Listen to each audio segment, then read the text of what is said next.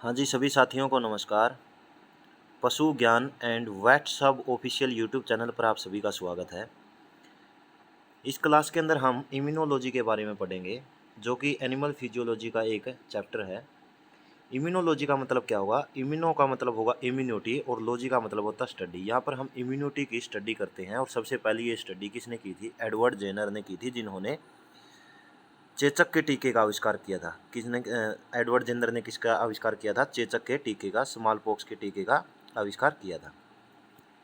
तो इम्यूनिटी का मतलब क्या होता है कि शरीर के पास ऐसी पावर जिससे कि वह आने वाली शरीर के अंदर प्रवेश करने वाले बैक्टीरिया से लड़ने की पोटेंसी रखता हो, पावर रखता हो। मतलब कि शरीर की रोगों से लड़ने की क्षमता को क्या बोला जाता है? इम्यूनिटी बोला जाता है। इम्यूनिटी की स्टडी को बोला जाएगा इम्यूनोलॉजी। और इम्यूनोलॉजी का जो फादर होंगे वो कौन होंगे? Edward Jenner. कौन होंगे? Edward Jenner. अब देखिए एंटीजन। एंटीजन एडवर्ड जेनर ने चेचक के टीके का आविष्कार किया था। इन्होंने सबसे पहले काउपॉक्स का जो वायरस होता है वह सबसे बड़ा वायरस होगा, और इन्होंने गाय की लार को उपयोग किया था ह्यूमन बींग्स के अंदर एज ए वैक्सीन के रूप में। और वैक्सीना वहीं से निकला है, वैक्सीन टर्म भी वहीं से निकला, जिसको वैक्सीना बोला जाता है। Edward Jenner. नेक्स्ट आता है हमारा एंटीजन। एंटीजन क्या होते हैं?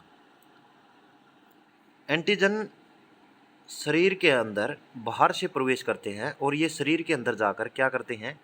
एंटीबॉडी का निर्माण करते हैं। क्या करते हैं? एंटीजन शरीर के अंदर प्रवेश करते हैं बाहर से, और शरीर के अंदर जाकर ये एंटीबॉडी शरीर को बोलते हैं कि आप एंटीबॉडी को तैयार कीजिए मेरे अगेंस्ट।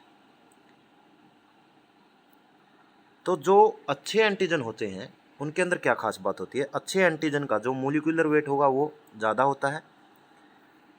मोलिकुलर वेट कैसा होगा? अच्छे एंटीजन का मोलिकुलर वेट हमेशा ज़्यादा होता है। और एंटीजन क्या होंगे? शरीर के बाहर से शरीर के अंदर प्रवेश करते हैं और क्या करेंगे? एंटीबॉडी के निर्माण को क्या करते हैं?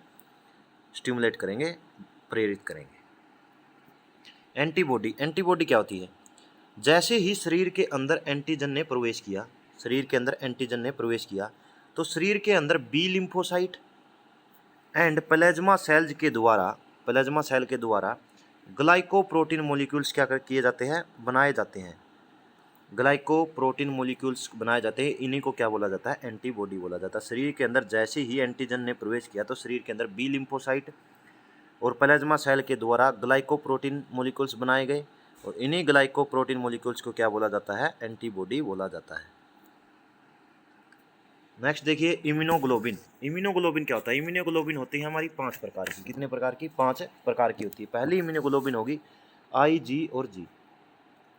आई, जी और जी के अंदर खास बात क्या होती है? पहली खास बात तो ये होगी कि इम्यूनोग्लोबिन के अंदर सबसे छोटी इम्यूनोग्लोबिन होती है आई, जी और जी। सबसे ज़्यादा हायर अमाउंट के अंदर मिलने वाली इम्यूनोग्लोबिन कौन सी है? आई, जी और जी। सबसे ज़्यादा जो मिलती है इम्यूनोग्लोबिन वो कौन सी होती है? आई, जी और जी। इसके अंदर खास बात यह है कि यह प्लेसेंटा को क्या कर देती है? क्रॉस कर देती है। प्लेसेंटा को क्रॉस कर देती है कौन? आई, जी, जी।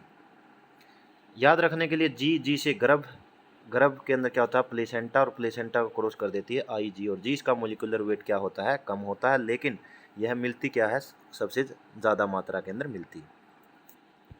आईजीएम का मतलब क्या होगा? एम से समझिए मैक्सिमम। एम से समझिए मैक्सिमम का मतलब क्या होगा कि सबसे पहले तो ये होगी कि यह सबसे बड़े आकार के अंदर सबसे बड़ी होगी, सबसे बड़ी और सबसे ज़्यादा मोलिकुलर वेट किसका होता है? आईजीएम का होगा। ड्यूरिंग इन्फेक्शन, अगर इन्फेक्शन हो जाए तो सबसे पहले कौन सी बनती है लड़ने के लिए? आईजीएम। कि मेरा शरीर लड़ने के लिए सबसे पहले आईजीएम बनाएगा, एम से मेरा। और यह क्लम्पिंग के रूप में, मतलब कि गुच्छों के रूप में मिलती है आईजीएम। आईजीजी के अंदर था क्या था? क्रॉस करती है प्लेसेंटा को, ज़्यादा मात्रा में मिलती है लेकिन मोलिकुलर वेट कम है। आईजीएम का साइज सबसे बड़ा होगा, मोलिकुलर वेट सबसे ज़्यादा होता है, इन्फेक्शन के दौरान बनेगी और क्लम्पिंग के रूप में बनती है। आई, जी और डी का मतलब क्या होगा? आई, जी, डी यह कम मात्रा के अंदर बनती है, और यह कैसी एंटीबॉडी है? यह एक सरफेस एंटीबॉडी है। आई, जी, डी क्या है? सरफेस। डी से धरती और एस से सरफेस। मतलब कि डी से धरती, ये तो सरफेस एंटीबॉडी होगी। याद रखने के लिए तो छोटी ही ट्रिक है, सरफेस एंटीबॉडी होगी। सरफेस एंटीबॉडी क्यों कहा जाता है? क्योंकि यह बी लिम्फोसाइट जो सेल्स होती है उसकी सरफेस के ऊपर मिलती है। आईजीडी को सरफेस एंटीबॉडी कहा जाता है क्योंकि यह बी लिम्फोसाइट सेल के सरफेस पे मिलती है। नेक्स्ट आता है IgA, found in body excreta. Excreta के अंदर मिलती है, सलाइवा के अंदर, स्वेट के अंदर, मिल्क के अंदर, कोलेस्ट्रोम के अंदर, इनके अंदर क्या करती है? ये आईजीए मिलती है। आईजीई इसको बोला जाता है एप्सिलॉन, एप्सिलॉन एंटीबॉडी भी कहा जाता है, और यह एलर्जिक रिएक्शन के दौरान क्या करती है? बनती है आईजीई। नेक्स्ट टर्म आती है, हमने क्या क्या पढ़ा? आईजीजी, जी के बारे में पढ़ा कि क्रॉस करती है प्लेसेंटा को। एम के बारे में पढ़ा क्या था? कि सबसे बड़ी है, और मेरा शरीर एम से मेरा, तो सबसे पहले इन्फेक्शन के अगेंस्ट बनती है। आईजीडी, डी को क्या? धरती और सरफेस, सरफेस एंटीबॉडी है। आईजीए एक्सक्रेटा के अंदर मिलती है, और आईजीई एलर्जी के दौरान बनती है। नेक्स्ट आता है एग्लूटिनेशन। एग्लूटिनेशन का क्या मतलब होगा? जब एंटीजन और एंटीबॉडी की रिएक्शन होती है तब इस टर्म को बोला जाता है एग्लूटिनेशन। एग्लूटिनेशन, एग्लूटिनेशन ए एंटीबॉडी एंटीजन की रिएक्शन से एग्लूटिनेशन बनता है। एंटीजन शरीर के अंदर बाहर से प्रवेश करते हैं और एंटीबॉडी को बनाने के लिए शरीर को प्रेरित करते हैं। एंटीबॉडी क्या होते हैं? एंटीबॉडी शरीर के अंदर जैसे ही एंटीजन प्रवेश करेगा तो शरीर के अंदर क्या होते हैं? एंटीबॉडी बनने स्टार्ट हो जाते हैं। और एंटीबॉडी को कौन बनाता है? एंटीबॉडी को बनाता है बी लिम्फोसाइट और प्लाज्मा सेल के ग्लाइकोप्रोटीन के मॉलिक्यूल, ग्लाइकोप्रोटीन के मॉलिक्यूल। नेक्स्ट आता है इंटरफेरोन। इंटरफेरोन क्या होगा? इंटरफेरोन होगा protein particle made by body cell during viral infection. Interferon कब बनाए जाते हैं? वायरल इन्फेक्शन के दौरान बनते हैं। इंटरल्यूकिन, ल्यूकिन का शब्द ल्यूकोसाइट, ल्यूकोसाइट डब्ल्यूबीसी, तो इंटरल्यूकिन सेक्रेट किए जाते हैं किसके द्वारा? डब्ल्यूबीसी के द्वारा। टाइप ऑफ इम्यूनिटी, इम्यूनिटी के टाइप देखिए। सबसे पहले एट बर्थ, बर्थ के समय पर कौन सी हुई? Skin membrane, histamine, lysozyme, fever. जन्म के समय से ही जो शरीर के अंदर इम्यूनिटी होती है रोगों से लड़ने की, उसको बोला जाता है एट बर्थ इम्यूनिटी या फिर जन्मजात प्रतिरक्षा। तो उसके लिए क्या क्या ऑर्गन होंगे? स्किन होगी, मेम्ब्रेन होती है, हिस्टामिन, डब्ल्यूबीसी, लाइसोजाइम और फीवर। और एक्वायर्ड के अंदर क्या होगा? जब बच्चे का जन्म हो जाता है उसके बाद कौन कौन सी इम्यूनिटी आती है? उसके अंदर आती है natural acquired passive immunity, natural acquired passive immunity और कोलेस्ट्रम, और कोलेस्ट्रम। कैसे? नेचुरल एक्वायर्ड पैसिव इम्यूनिटी, जैसे कि वोम के अंदर मदर के द्वारा जो बच्चे को एंटीबॉडी दी जाती है उसको बोला जाता है नेचुरल एक्वायर्ड पैसिव इम्यूनिटी, या फिर मिल्क, या फिर कोलेस्ट्रम, कोलेस्ट्रम के द्वारा मिलेगी। एक होती है natural acquired active immunity. Active immunity कैसी मिलती है? एक्टिव इम्यूनिटी मिलेगी किससे?